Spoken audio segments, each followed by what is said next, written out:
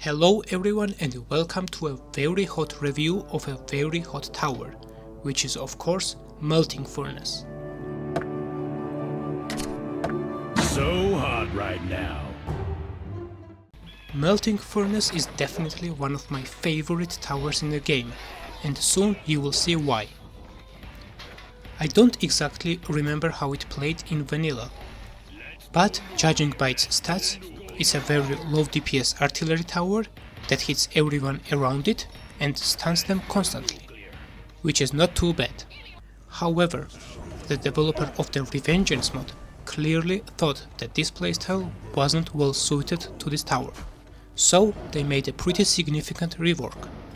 It now doesn't stun at all without any upgrades, but it now deals more damage, has greater range, and attacks a whole second faster.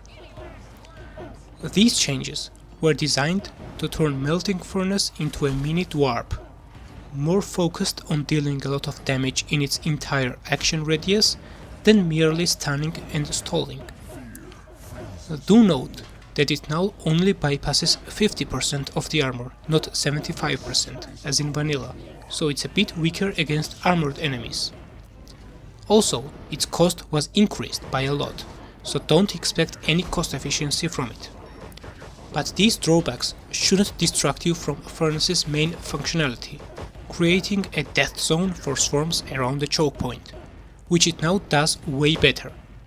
It has 18.6 DPS at level 4, which might not sound much, but when you are hitting 10-15 targets every 3 seconds, the death damage quickly adds up. Now let's talk about its abilities. Red Hot Coals was buffed in terms of its damage, area and range. While it is still much weaker than famous Furnace Blast of the Dwaarp, it is still fantastic. It simply gives the furnace extra damage once in a while and improves its already impressive crowd control capabilities, so I almost always prioritize this upgrade. Explosive Fuel received a shorter cooldown and a stun. When it's active, Melting Furnace attacks every 1.5 seconds and stuns targets repeatedly for 0.8 seconds. Not only does this increase the DPS by a lot, but it also has a significant impact on the flow of the enemy wave. Stunning every enemy around the furnace for that long can be absolutely game-changing, especially against enemies with slow attack animations, since they are virtually unable to execute their attacks when being stunned constantly. This upgrade is a must-have, and I would highly recommend buying it as early as possible. Abrasive Heat, meanwhile, is a bit of a toss-up. It can turn a solid defense into an even stronger one, especially when paired with high DPS towers like Dark Obelisk, Infernal Mage or Bone Flingers. But its impact is entirely determined by Furnace's placement in relation to other towers, and frequently also by level design. I was able to find a few placements where Abrasive Heat could reach 5 other towers, which is insane, but in the real world you usually only get 2 or 3 towers, either because of the placement or because you have barracks nearby, which are obviously unaffected by Abrasive Heat.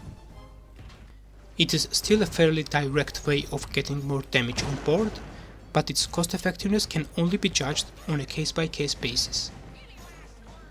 In the end, I have to say that I absolutely adore Melting Furnace for the raw power it can bring to the table.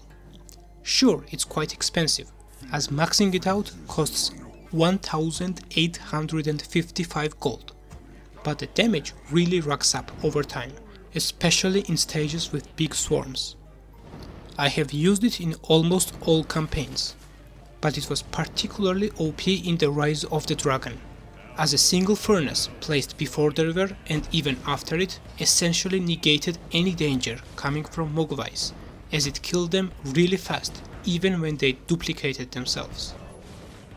In short, Melting Furnace is the Dwaarp of ReVengeance. It's a big investment, but it can single-handedly eliminate large hordes and create deadliest choke points imaginable. There you have it, That was Melting Furnace in all of its glory. In the next video, we have to talk about a very similar tower and how it compares to this one.